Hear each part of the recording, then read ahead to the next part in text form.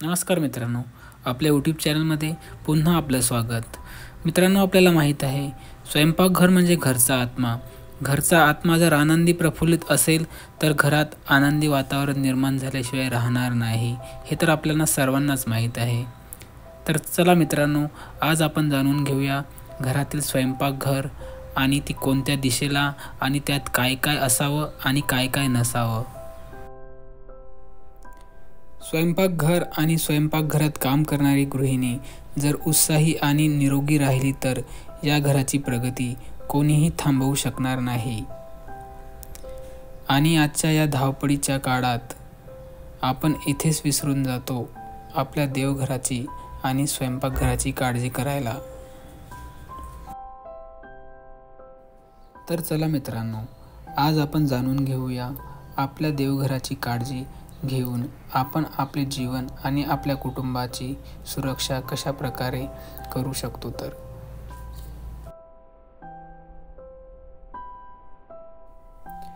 आग्नेय दिशेस स्वयंपाकघर असल्यास त्याला सकारात्मक असे मानले जाते. अशा घरातील लोकांची प्रगती चांगली होते. आग्नेय ही दिशा प्रगतीची दिशा मानली जाते. माणसाच्या जीवनाला ही दिशा गती देत असते.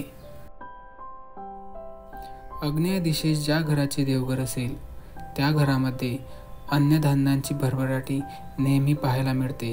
त्या घरात अन्न नेहमी साठवून राहते. या घरातील कर्ती स्त्री ही नेहमी आनंदी राहते आणि ती आपल्या घरात पूर्णपणे लक्ष देऊन काम करत असते. ती फक्त आपल्या जबाबदाऱ्या नाही तर घरच्यांचं सगळं कर्तव्य पार पाडत असते. तसेच मित्रांनो, ज्या घरचे देवघर हे दक्षिण दिशेला असते त्या घरातील स्त्रीला वेळ कसा द्यायचा आणि आपला वर्क लाईफ बॅलन्स कसा मॅनेज करायचा हे कळत नाही. ती नेहमी नाराज राहते. तसेच कामामुळे होणारी चिडचिड आणि वर्क लाईफ बॅलन्स हा सांभाळताना होणारा तिला त्रास, त्यामुळे ती चिंतित राहते. अजून आपल्याला दक्षिण दिशेस जर घर असेल त्या घरामध्ये पैसा हा टिकत नाही. नेहमी द्रव्याला गळती लागत राहते.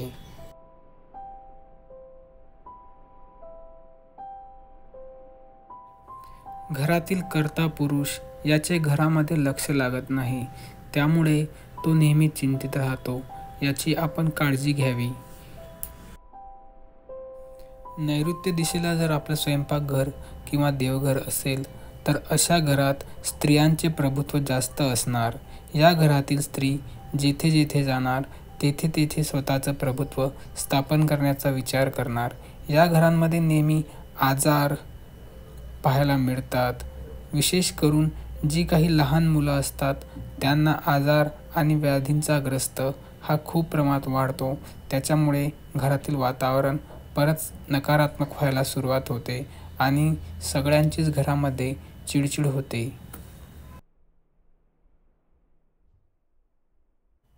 अशा घरांमध्ये अन्नधान्य हे टिकून राहत नाही.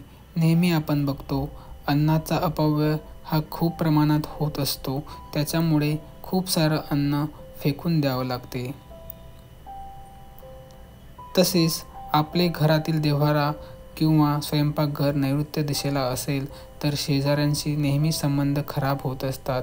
नेहमी त्यांच्यासोबत भांडण तंटा किंवा काहीतरी असं होत असते ज्याच्यामुळे आपल्या घरातील वातावरण हे परत दूषित व्हायला सुरू होते. घराच्या देव्हाऱ्यामध्ये शिवलिंग नसायला हवं आणि असेल जरी तर ते आपल्या बुटाच्या अंगठ्या एवढं हवं. स्वयंपाकघर किंवा देव्हारा हा अशा ठिकाणी असायला हवा किमान तिथे सूर्यप्रकाश येईल, त्यामुळे आपल्या घरात सकारात्मक ऊर्जेचा संचार होतो. तसेच जर देवघराजवळ काही चांबडी वस्तू असतील तर त्या अशुभ मानल्या जातात. त्या कायमच्या काढून टाकाव्यात. आणखी एक गोष्ट, आपल्या देवघरात ही घंटी असायलाच हवी. घंटीचा नाद झाल्यामुळे घरातील नकारात्मक ऊर्जा बाहेर पडते आणि घरात आनंदाचे वातावरण. तसेच देवपूजा करताना नेहमी एक दिवा पेटत ठेवावा. असे म्हणतात, दिवा पाहुनी लक्ष्मी येते.